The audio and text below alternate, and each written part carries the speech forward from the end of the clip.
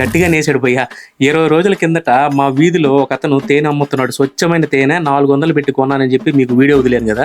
నేను తేనెను కొన్నటువంటి అదే వీడియోలో చాలా మంది ఫాలోవర్స్ ఏంటంటే అది ఫేక్ తేనె అని చెప్పి చాలా మంది చెప్తూనే వచ్చారు. కానీ అప్పటికి కూడా నాకు ఎక్కడో అంటే 50-50 ఛాన్సెస్ అనమాట. అంటే ఇది ఒరిజినల్ తేనె అయి ఉండొచ్చేమో అని డౌట్ ఉండింది. తేనె కొనిన 15 రోజుల తర్వాత ఈ తేనె యొక్క పరిస్థితి ఇది. చిన్నగా ఈ తేనె అడుగు బాగాన బెల్ల పాకం అనేది ఈ విధంగా పేరుకుపోయింది. ఫ్రెండ్స్, ఇక్కడ హైలైట్ 2 విషయాలు మాత్రం మీరు మర్చిపోకుండా వినండి. వాడు ఒరిజినల్ తేనె అమ్ముతున్నా అని చెప్పేసి ఆ సెట్టింగ్ అరేంజ్ చేస్తున్నాడు చూడండి. అబ్బబ్బబ్బబ్బ కమలాసని వాడు 2000 రూపాయలు ఇచ్చాడు. కోడి బ్రేడ్ తేనె అమ్మేటప్పుడు ఆ సెట్టింగ్ లో అంటే తేనెటీగలు అప్పటి వరకు బతికే ఉండడం, తర్వాత తేనెని తీసేటప్పుడు ఆ తేనెలో కూడా తేనెటీగలు చనిపోయి ఉండడం. అబ్బా వాడు యాక్టింగ్ వాడు ఇదంతా ఒక ఎత్తు అయితే, వాడు చివరిగా బాబు ఈ తేనెని తీసుకెళ్లి ఎండలో పెట్టు సి విటమిన్ వస్తుందని చెప్పాడు చూడండి.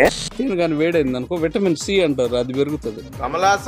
10 మందికి మీరు ఖచ్చితంగా ఈ వీడియోని షేర్ చేస్తారని, ఇలాంటి మరిన్ని ఇంట్రెస్టింగ్ విషయాల కోసం ఎప్పటికప్పుడు లైక్ అండ్ సబ్స్క్రైబ్ చేస్తారు.